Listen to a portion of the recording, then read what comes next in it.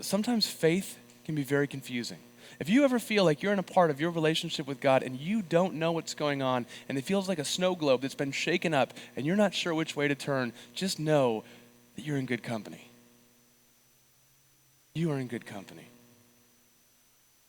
The command of God apparently contradicts the promise of God.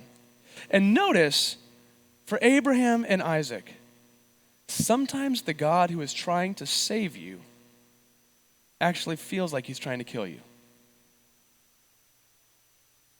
There's a story of Elisabeth Elliot. This is one of the great stories of faith and forgiveness and courage in the last 100 years.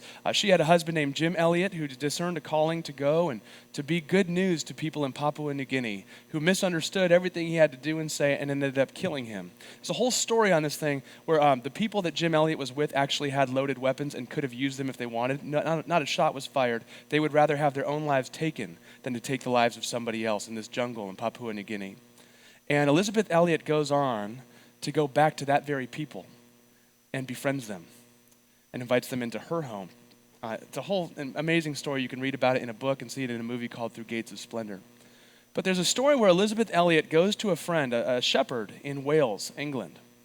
And the shepherd, she was struck because the shepherd was taking the sheep and putting them in this vat of antiseptic that would keep them from all sorts of parasites that would end up invading their body and hurt their health and end up taking their lives. And the shepherd would take the sheep and dunk it in this vat, and the sheep would struggle and it would bring its nose up above the water, and the shepherd would push it back down, and again and again.